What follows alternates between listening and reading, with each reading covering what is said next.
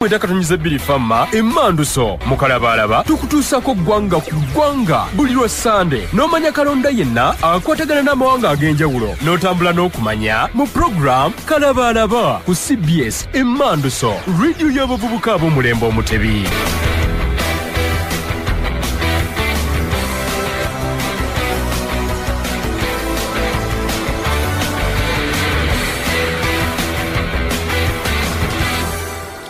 Ampuliriza omulungi nkulamuseza nnyo enkya leero era nenkwaniriza ku program Kalabalaba okujanjula nze Sam Kazibwe nga bulijjo mu studio ndi ne Jonas Mbajjwe. Nkwebaza mirimu gy'otusizaako engalo wiiki eno yonna nkusasira gwafunye ebizibu ate era n'enjuzeza naawe atuuse ku bwongezo. Olunaku olwaleero tugendagenda mu ggwanga erya Ivory Coast liri wano ku ssemazinga wa Africa. Wabaddeyo okulonda kwa bonna olunaku olw'eggulo era we twogerera okubala obululu n'okugatta ebyenkomeredde kukyagenda mu maaso. Mu kulonda kuno President Alassane Ouattara afuze okuva 2011 abadde asaba kisanja kyakuna. Ssemateeka waabwe ayogera ku bisanja bibiri, naye Alassane Ouattara yakola akabadi mu 2016 n'akola ennongosereza mu ssemateeka. Bwe yakola ennongosereza mu ssemateeka nekitegeeza nti ebyemabega byali tebikyamukwatako, olwo yali atandika bisanja bipya. N'olwekyo okuva ku nkyukakyuka ya 2016 20 ssemateeka yali amulaba nga afuze ekisanja ekisooka, kaakati kino kyasaba aba asaba kyakubiri, naye nga mu byaddala kino kisanja kyakuna. Ampuliriza Ivory Coast gye twogerako lyerimu ku mawanga ag'amaanyi mu byenfuna mu bugwanjuba bwa Africa, era mu kitundu ekyo lyo ggwanga eryokubiri mu byenfuna, liddirira eggwanga erya Nigeria. Ensi ya Ivory Coast era ku ddala ly'ensi yonna yesinga okulima n'okutunda ekirime ekya kooko. Ensi eno eweza abantu obukadde 32, naye nga ku bantu bano 104 ebitundu 104 bonna bali mu kibuga Abidjan n'enjegoyego zaakyo, ky'ekibuga ekikulu eky'ebyobusuubuzi. Ate gavumenti nefuga ng'esinziira mu kibuga Yamoussoukro.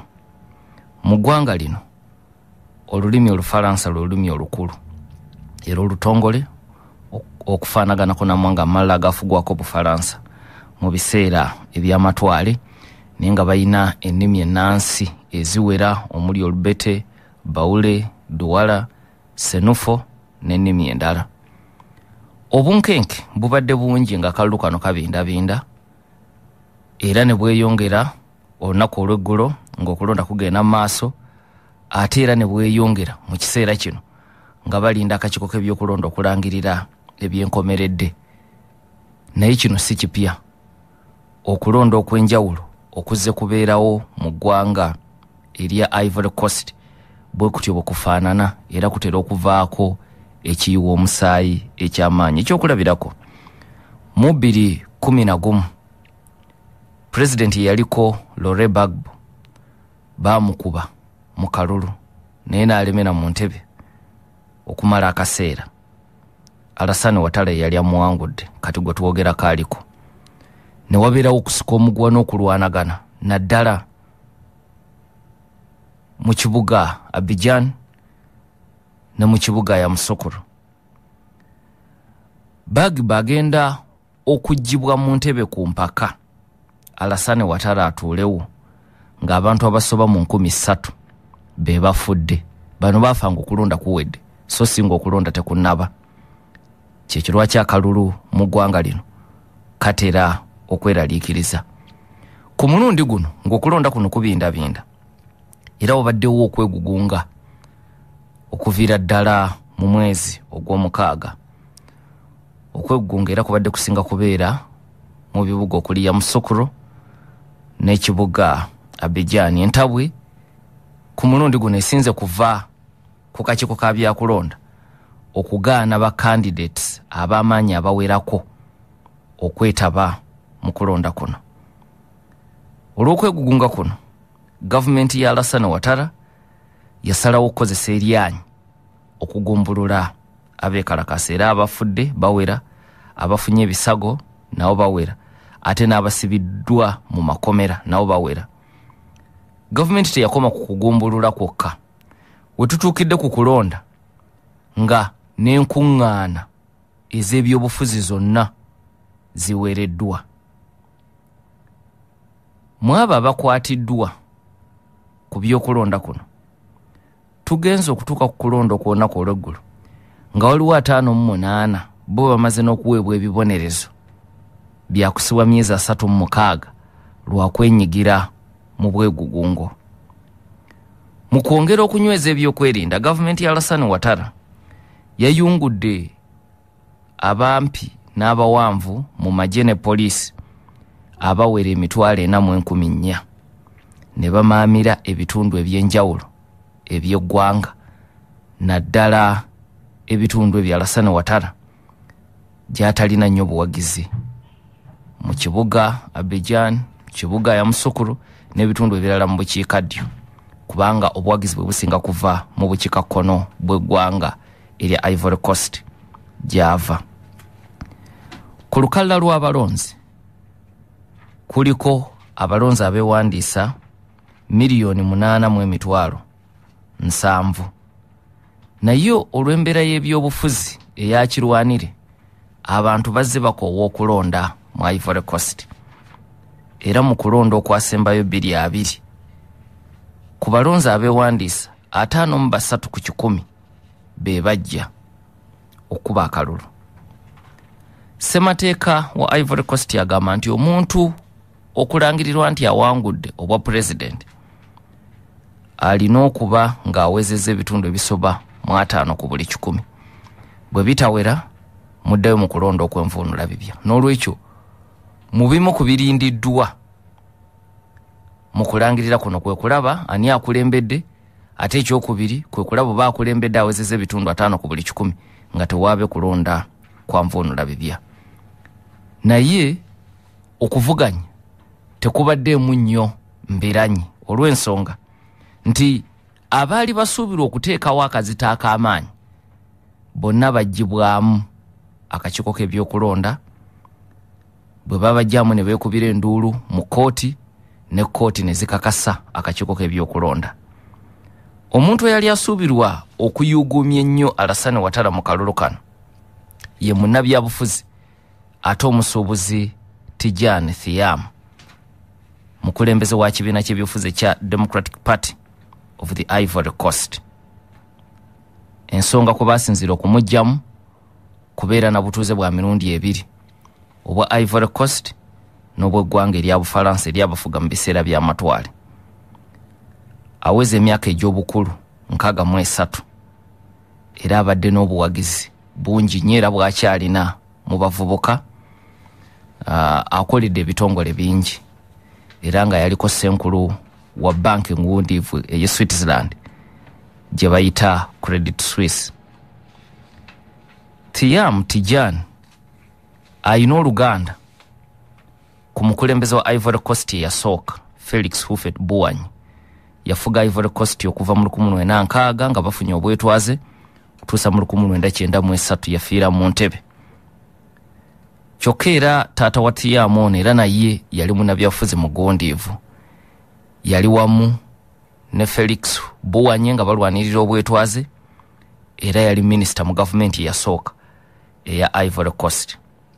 Thiam bw'amala emisomo gye gya siniya mu Ivory Coast yeeyongerayo mu ggwanga lya Bufalansa era eyo mu 87 gye yafunira n'obutuuze bwa Bufalansa obwamuleetedde ebizibu, naye obutuuze obwo yabusazaamu mu mwezi ogwokusatu.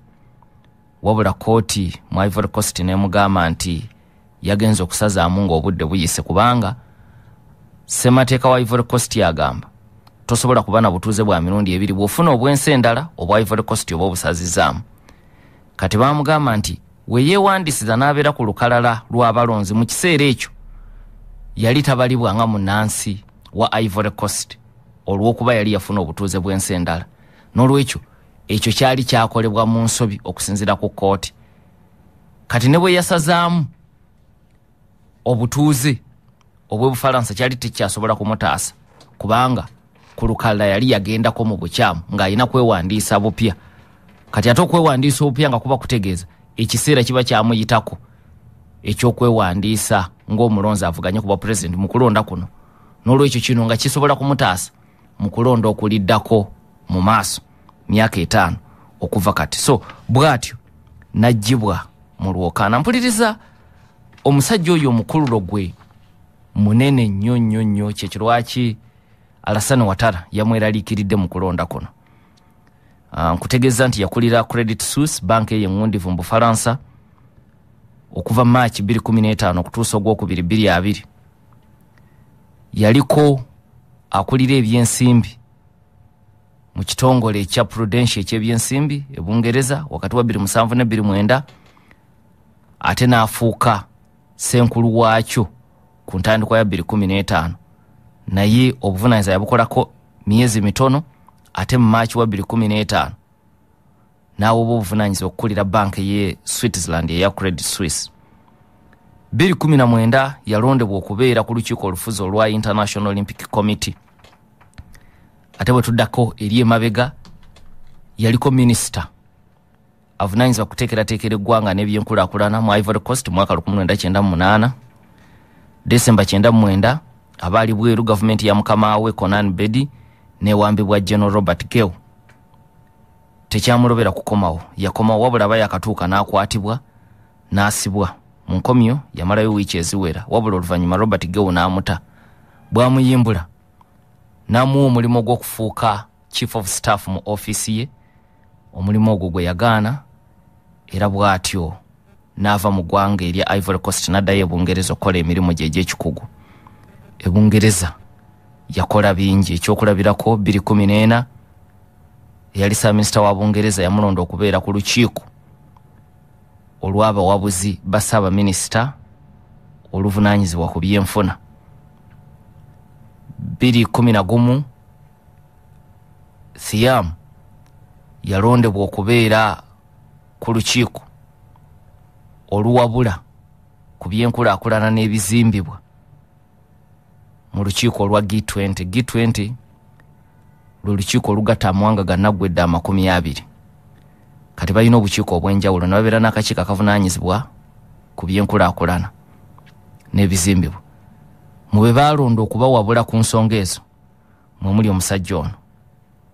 Gy'oli abalamu mu Novemba 2020 kabinenti y'e Rwanda yamulonda okubeera ssentebe owa board eya Rwanda Finance Limited.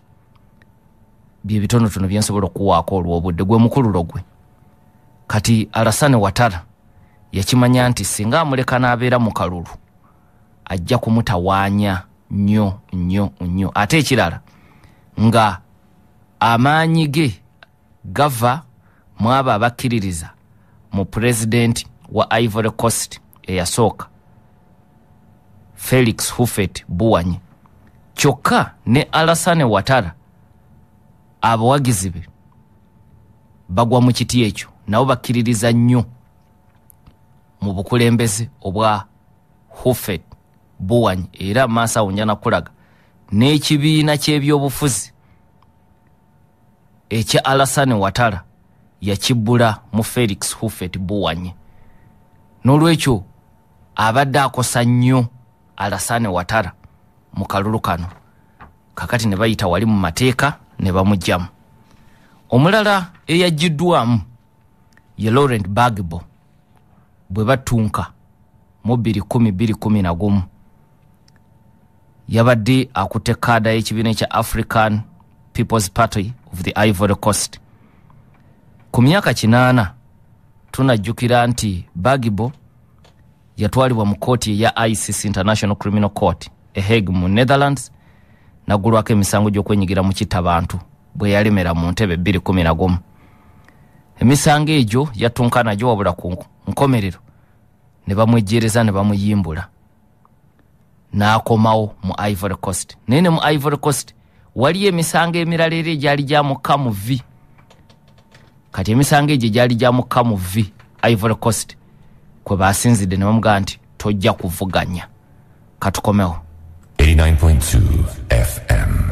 Je bali mwampuliriza tukyali mu Ivory Coast tugenda mukumula badde nkulaga abamu kwabo abajiddwamu naye nga sinatuuka waliwo abaweereza obubaka kansala Dewo Kirume akiika Mityana LC5 kansala agambye nti abebukedde script baleka bagijje mu Ivory Coast te ono n'agamba atya Rashid Sekindi agambye kyemmanyi Alassane Ouattara olumala okulangirirwa kati agenda kukyusa ssemateeka n'ebisanja ebibiri abijjewo aleme kukoma ku kino.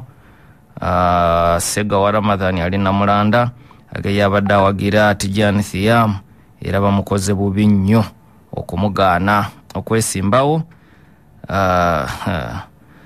Ampuliriza kanjira obaka bw'ombukomyawo nimwongere okubusindika nja kuba mbutunulira mu maaso awo.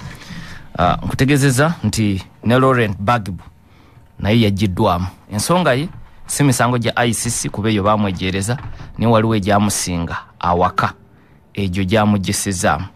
Omulala yajibwamu ye Charles Gaude ono yavunaanibwa ne Gbagbo mu ICC baaliyo bonna era emisango ne babejereza kooti n'ebejereza bombi naye awaka ayina emisango egyamusinga kati egyamusinga ejo naye gye gimulemesezza okwetaba mu lwokaano luno. Omulala nga w'amaanyi gwe baaganye okuvuganya ye Glaume Soro ono yali munywanyi wa Alassane Ouattara era ye yateekawo eryanyi okulaba nga Alassane Ouattara afuuka president mu 2011 kubanga Ouattara yawangula naye nga talina kyamaanyi kyayinza kukola kusindikiriza Gbagbo kati nga Soro ayina ekibiina ekyamagye ekyabayekera ekya New Forces nekisooka kisalako ebitundu ebiwerako mu bukiikakkono bwa Ivory Coast nekijja nekiyingira n'ekibuga ekikulu ekyebyobusuubuzi Abidjan ne batandika okuttunka kati amagye ag'omukago ogw'ekitundu ekyo ekya ECOWAS n'amagye ga Bufalansa geegatta ku New Forces okukwata Gbagbo bamugye ku ntebe ku mpaka era yasigalawo nga Ssaabaminisita mu myezi egyasooka wansi w'obukulembeze bwa Alassane Ouattara oluvannyuma n'afuuka sipiika wa Parliament era ofiisi ye wa sipiika agibaddemu okutuusa 2019 ekyabatabula ye Ouattara okulangira nti yagala ekisanja ekirala so nga ye Soro yali amanyi Alassane agenda kukola ebisanja bibiri era ebyalina okugwako 2 kati 2019 Ouattara bw'alaga nti yeetaaga ekisanja ekirala kwe kutabuka ne Glaume Soro kakananga Soro adduse ne Mbuwanganguse abali Mbuwanganguse ne bamuggulako emisango egy'enjawulo omuli okwagala okumaamulako gavumenti ya Alassane Ouattara n'ogw'okwenyigira mu kunyagulula ensimbi z'omuwu w'omusolo kati emisango egyo gyonna gyamukka muvi ku gw'okubba ensimbi yaweebwa ekibonerezo kya kusibwa myaka 2 ku gw'okwagala okumaamulako gavumenti yaweebwa ekibonerezo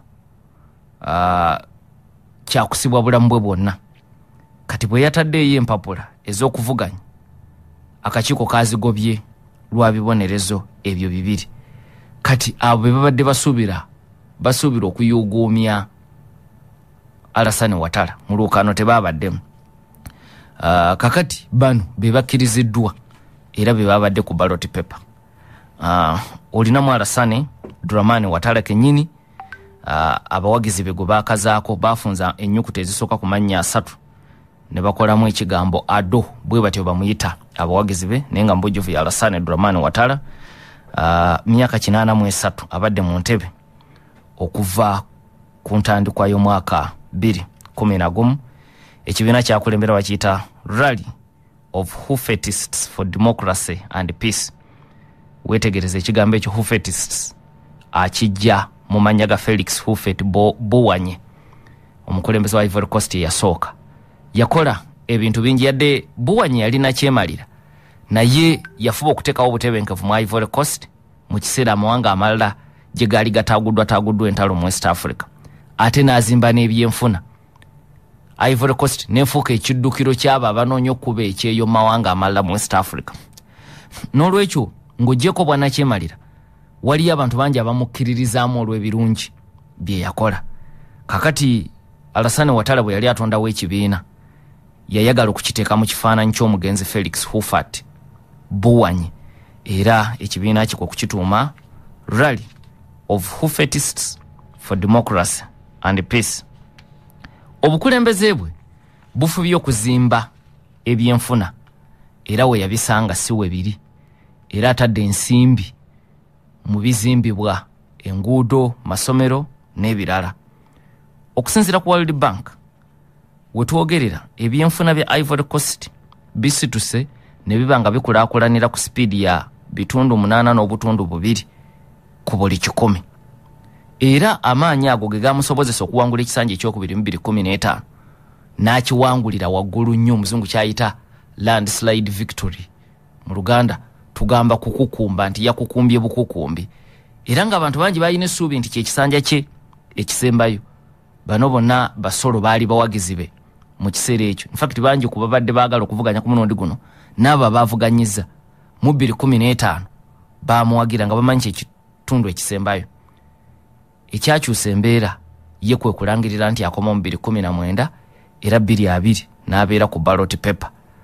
Kakati ekyo kyatabula bangi ne kivaako okwegugunga, ate ne ku mulundi ogwo abamu ku be yali yeeraliikirira n'abalemesa okuvuganya. Ekyokulabirako Bedi Konani eyaliko president wa Ivory Coast yamugaana okwetaba mu kulonda kwa 2020. Era olw'ekikolwa ekyo ebibiina ebinene byonna byazira okulonda kwa 2020. Kakati naye ne mu kulonda kuno akomyewo. Omu ku balala abalekeddwa mu kalulu kano ye mukyala Simone Bagbo, mukyala wa Laurent Gbagbo. Gbagbo Lore yo ye yatunkana Alassane Ouattara mu 2011. Kati mukyala we yeewandisiza ku president nga akutte kaada y'ekibiina ki Movement of Capable Generations Party kyatondebwawo 2022. Aweze emyaka egy'obukulu 73 era ku mulembe gwa bba wakati wa 2020 ne 2011 yali yakazibwako n'erya Iron Lady. Yayina amaanyi mangi mu gavumenti ya bba nga bamu bagamba nti amaanyi ge yayina gaali gasinga n'agabba. Era mu 2011 kyekiro kyolaba nti yateekebwako emisango egy'okwenyigira mu butabanguko nga bba alemedde mu office mu 2011 era emisango egyo gyamukka mu V. Mu kusooka ICC bwe yafulumya ebbaluwa ze bakuntumi naye yali emwetaaga wamu nebba, naye Ivory Coast neewaayo Bagbo ye n'asigala awaka ne bamuvunaanira mu kooti ey'awaka. Mu 2015 emisango gino gyamukka mu V ne bamuwa ekibonerezo kya kusibwa myaka 2. Wabula mu 2018 Alassane Ouattara yamuyimbula.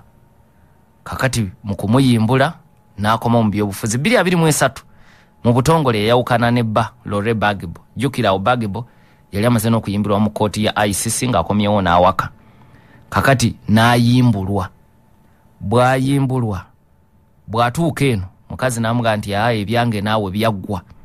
N'olwekyo kuva 2023 mu butongole Simone Bagbo ne Laurent Gbagbo baayawukana. Kakati ye yazze okuvuganya ku mulundi guno, ye yakkiriziddwa bate yakkiriziddwa akutte kaada y'ekibiina ekya Movement of Capable Generations Party. Mu kampeyini zaakubye ng'asaba akalulu azze akiggumiza nti kituufu Alassane Ouattara akoze kinene mu kuzimba ebyenfuna, abikuzizza okusinga bba we yabireka 2011. Ebizimbibwa abitaddemu ensimbi, enguudo n'ebirala. N'agaana naye okusoomoozebwa we kuli nnyo kati mu by'obulamu. Malwaliro gazimbiddwa naye teri ddagala, n'obuweereza tebumala kuba basawo embeera gye bakoleramu si nnungi. Era n'agattako nti n'ebyemirimu bikyagaanya abavubuka naddala tebalina mirimu. N'olwekyo ku byenfuna tawakana na Alassane Ouattara, naye agamba waliwo ebintu ebirala ebimulemye omuli ebyobulamu n'ensonga ezikwata ku byemirimu. Era we wabadde omulamwa gwo omukulu mu kampeyini eno ng'anoonya obwa president. Ampuliriza mu balala ababadde mu kalulu kano akakubiddwa olunaku olw'eggulo mulimu Jean-Louis Bilo abadde minister ow'ebyobusuubuzi mu gavumenti ya Alassane Ouattara aweze emyaka egy'obukulu 6 era nga akutte kaada y'ekibiina ekya Democratic Congress. Democratic Congress yawagiddwa ebibiina ebirala ebitonotono 18 byegasse ne bisalawo okuwagira Jean-Louis Bilo. Jean-Louis Bilo musajja mugagga fuggi, musuubuzi w'amaanyi ate munabyabufuzi. Mu kusooka yabadde ayagala kuvuganyiza ku kaada y'ekibiina kya Tijani Thiam oli gwe nasoose okwogerako eyagaaniddwa okwetaba mu kulonda okw'omulundi guno. Wabula ekibiina ne kigaana okumuwa kaadi nga kigamba kyo kizize okulonda ku mutendero gw'obwa pulezidenti ku mulundi guno kasita kandidate waabwe baamugaanyi. Kakati musajja wattu kye yakoze kwe kwabulira ekibiina kino n'agenda mu kibiina ekya Democratic Congress. Democratic Congress ne yegattibwako ebibiina ebirala ebitonotono 18 ne bamuwagira. Mu campaign asuubiza enkyukakyuka ey'omuggundu ng'agamba nti baavuganya nabo abasinga emyaka gigenderedde n'olwekyo tebasobola kuteekerateekera Ivory Coast ey'omu maaso. Era yasuubiza kye yayise generational change nti tuve ku bamyaka 7 bamyaka 8 tuddeko ku myaka 6 kudda wansi.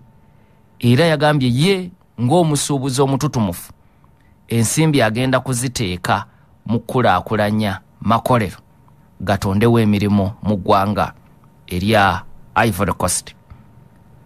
Jean-Louis Bilo kitaawe naye yalina gagga Pierre Bilo nannyini kampuni eya Sifuka Group, emu ku kampuni y'amakolerere y'ebyobusuubuzi ey'amaanyi.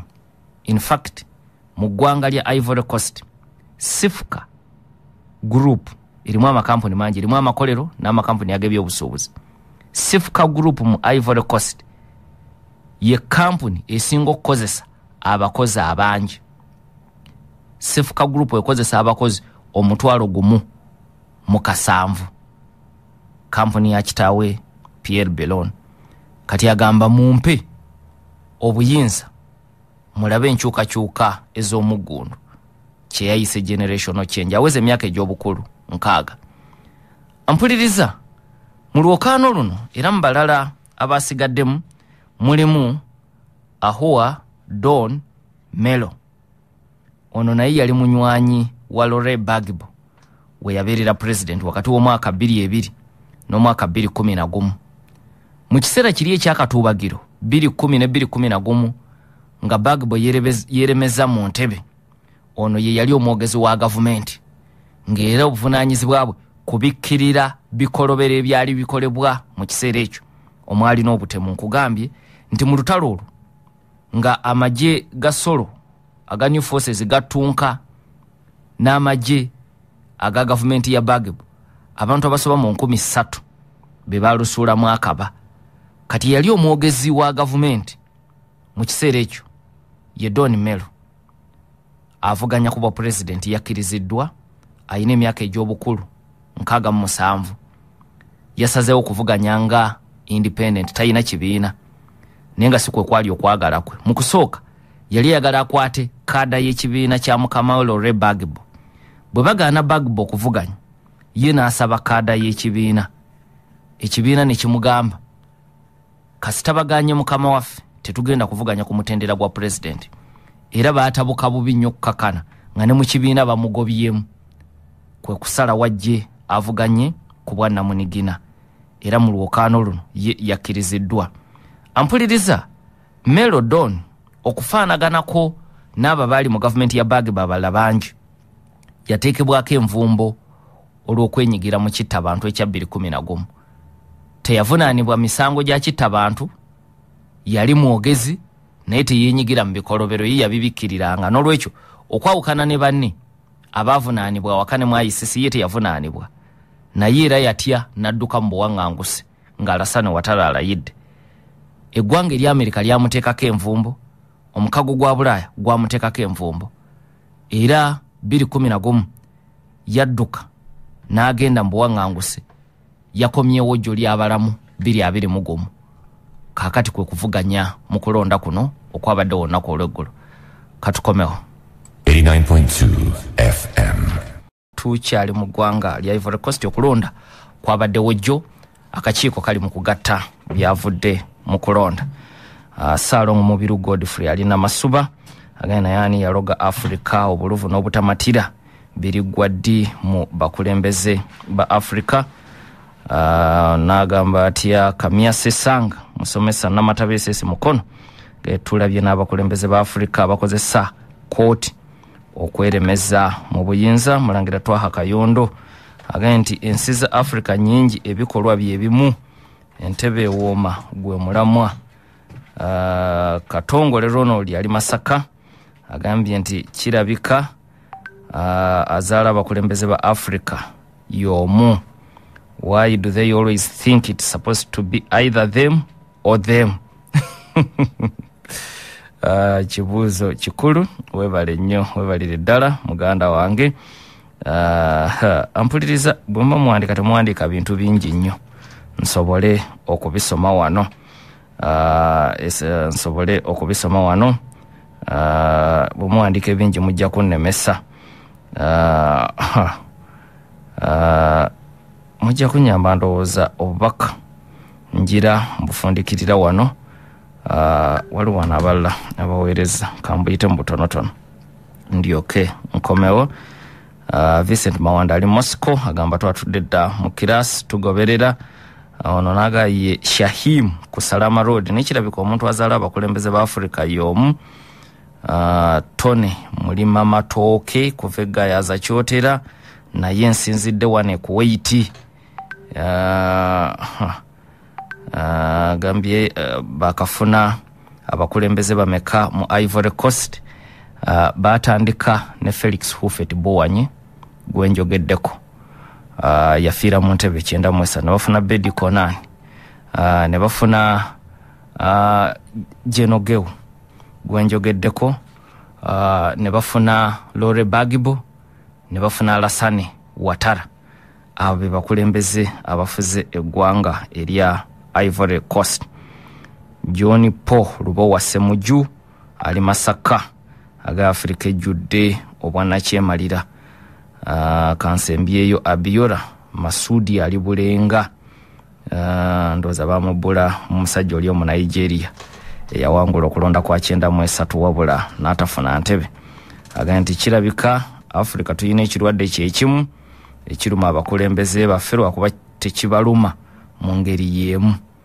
Gamba kirwadde kyekimu naye ennuma gye kibalubamu eyawukana. Miro Mike abuuza kiki ekiddako mu Ivory Coast oluvannyuma lw'okulonda kuno.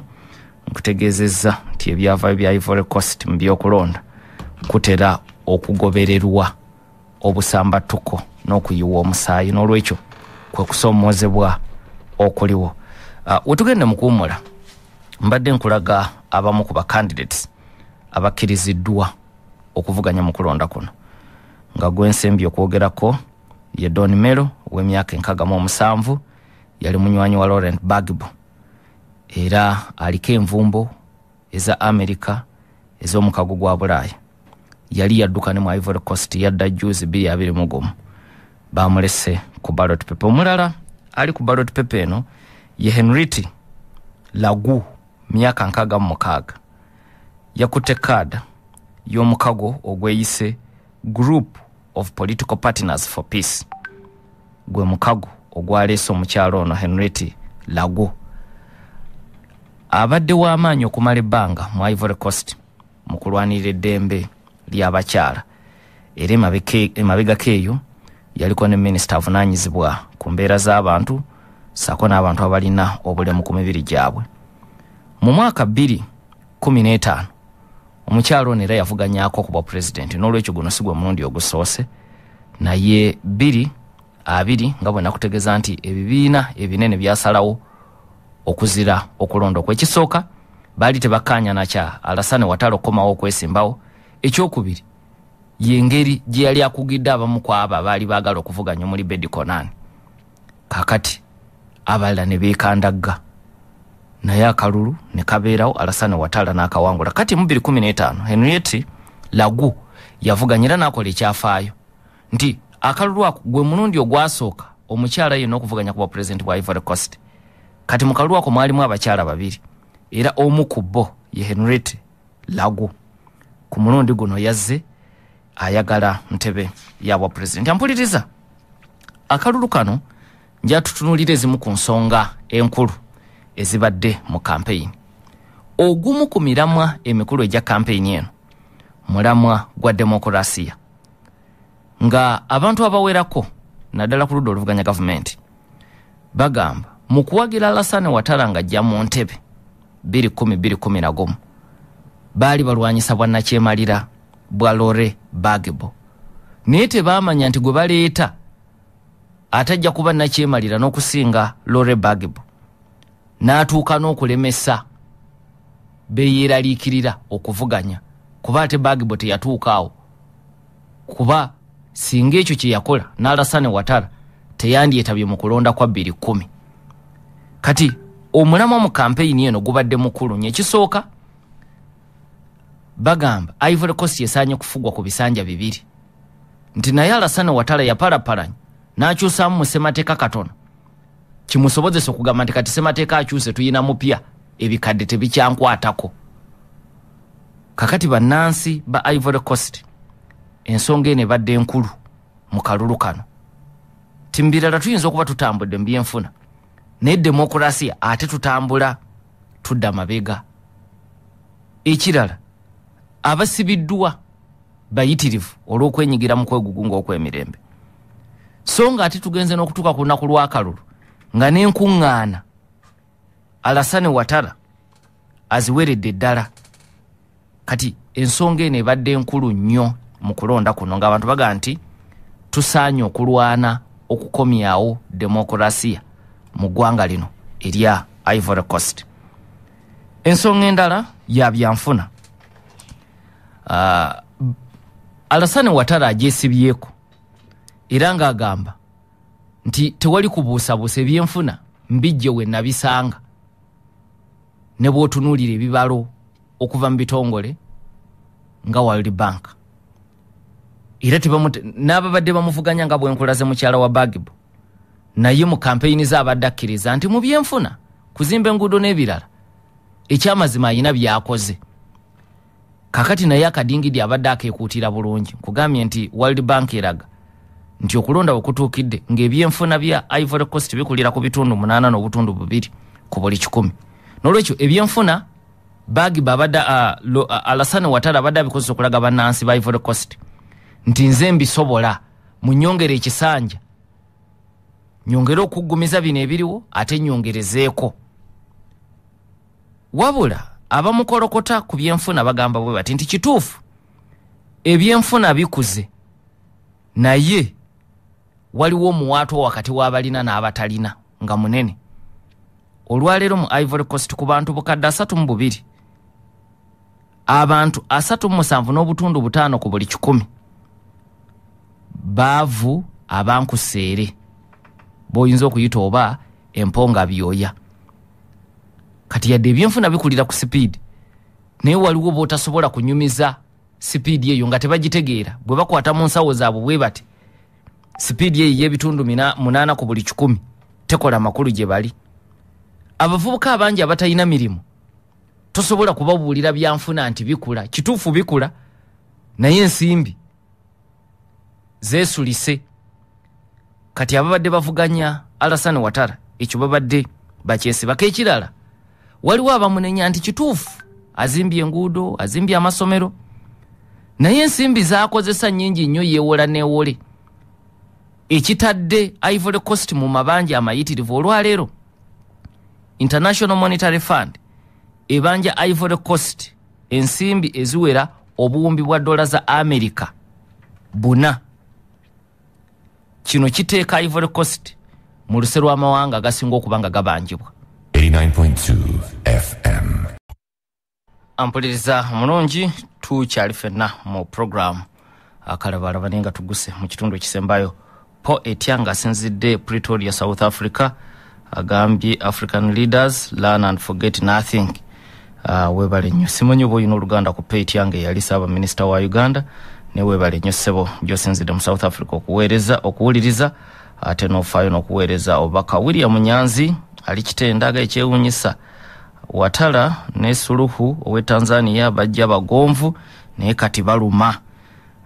Bwabirabye tulina wano Jill ayina byonna musomesa Makerere University agambye ekikyattise Mese ku bumaso kwe kulowooza nti ezasooka zaali nsiru nga tezimanyi kujjako kanyama.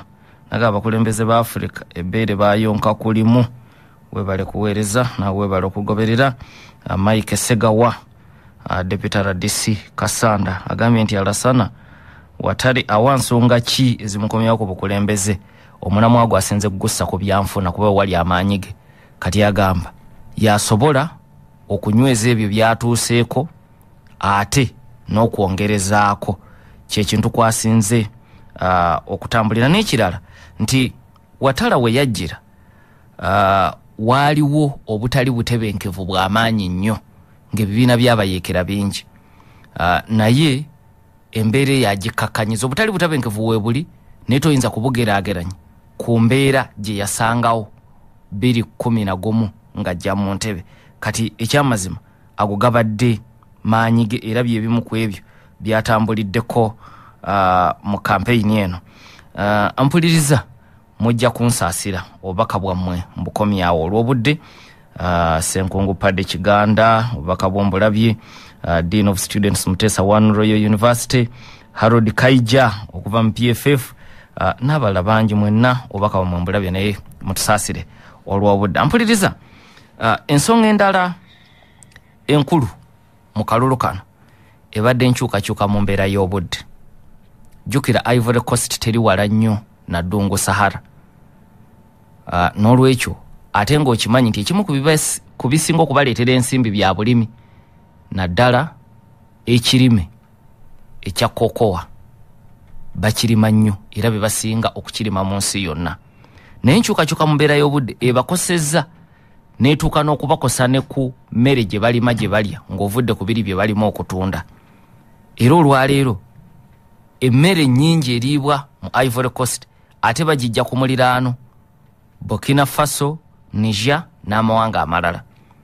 Kati ensonga eyo nayo ebadde enkulu mu kampeyini eno nga buli candidate agamba yajja okusobola okuteekawo enkola ezitangira n'okulwanyisa enkyukakyuka mu mbeera y'obudde. Ensonga endala enkulu mu kampeyini eno ebadde ekwata ku butali butebenkevu. Yadde nkugambye nti Alasane akoze nnyo okukyusa ku mbeera we yagisangira, naye Muganda agamba nti gwakanga musana kakirota bulamu olw'ensonga nti Ivory Coast yeetooloddwa amawanga agalimu ebibinja by'abannalukalala biyitirivu. Mawanga ago ga Niger, Burkina Faso, ga Mali gonna tegali wala naye nga galimu ebibinja bingi, omuli Jama Nusrat al-Islam, omuli Islamic State in the Greater Sahara, omuli Al-Qaeda in the Islamic Maghreb, omuli Al-Murabitun. Ebyo byonna bibinja byabamukwata mundu bannalukalala nga biri mu mawanga agaliraanyeewo. Kati olumu byesolosa bammemba b'ebibiina ebyo beesolosa ne bajja bayingira Ivory Coast ne bakola obulumbaganyi ne battiramu abantu. Kati ensonga eyo naye ebadde enkulu mu kampeyini. Pulezidenti ki asobola okutangira obubinja obwo okujja okwegazaanyiza mu ggwanga erya Ivory Coast? Ekyokulabirako mu Maaci wa 2016 waliwo bamukwata mundu abajja ne balumba woteri eya Grand Bassam, battirawo abantu 19. Obulumbaganyi nga bumaze okubeerawo, ebibinja bibiri ne byewaana, omuli Al-Qaeda in the Islamic Maghreb HYM ne Al-Murabitun. Ne baga nti obulumbaganyi obwo ffe tubukoze okubonereza eggwanga eri Ivory Coast. Jjukira Alassane Ouattara akolagana bulungi n'amawanga agaaliko amafuzi g'amatwale naddala Bufalansa. Era ekyo kintu alina ku kibuuzo ekya John Sali kyabuuzizza nti bakandidates bakolagana batya n'amawanga ag'ebweru. Ekimu ku kiyamba Alassane Ouattara kwe kubanga alinnya mu kimu n'Abamerika alinya mu kimu n'Abafalansa. Jukira ng'ate abazze bawamba obuyinza mu Mali, Burkina Faso, Niger n'awala amawanga gamuliranye, ate bo bagoba bakyerupe bazungu. Amawanga gaabwe bagakwataganya na Russia, bagakwataganya na China. Iri mabega kaawo amawole gayitingana ku ddala ly'ensi yonna nga galaga omuduumizi w'amagye ga America kusemazinga wa Africa ng'akola okuta gavumenti ye Burkina Faso ate najja n'awuubako n'olubulu ekigere ku muliraano mu ggwanga erya Ivory Coast. So awo nawo waliwo amaanyi ga Alassane Ouattara nti eri mu bakirimaanyi amanyi ab'okwekwatako okumuyamba okusigalawo. John Sali yabuze ekibuuzo ekikwata ku nsonga eyo. So kaakati bano babonereza Alassane Ouattara olw'okuteetera n'abo bulumbaganyo bwaliwo Maachi 2016. So nga ne mu June 2020 era waliwo obulumbaganyo bulalo bwakolebwa bannalukalala mu bukiikakkono bwa Ivory Coast mu kitundu eky'Ekafolo ku nsalo ya Burkina Faso ne Ivory Coast. Mu bulumbaganyo obwo abatamanya ngamba bano battirawo abasirikale ab'amagye, balumba nkambi y'amagye ne battirawo abasirikale 14 n'abalala ne babukawo n'ebisago eby'amaanyi. Bwe weetegereza si bwe bungi ennyo, tulabye 2016 2020 toyinza kubugeraageranya kububeera Mali, toyinza kubugeraageranya kububeera Niger, toyinza kubugeraageranya kububeera Nigeria. Naye Ivory Coast ngambe nti Felix Houphouët-Boigny yali yagizimba nga ke kazinga ak'emirembe, kati bino bwe bibaawo bikunafuyanga gwali mu ntebe ne bwe bibeera nga bitono bwogeraageranya ku miriraano. Kati ensonga eyo nayo esoosowaziddwa mu kulonda kw'eggulu. Awangale Ssaabasajja. Obadde owuliriza programu Kalabalaba tukutuusako ggwanga ku ggwanga buli lwa Sande n'omanya kalonda yenna akwatagana n'amawanga ag'enjawulo n'otambula n'okumanya ku CBS ku 89.2 Famma Emmanduso, radio y'abavubuka ab'omulembe Omutebi.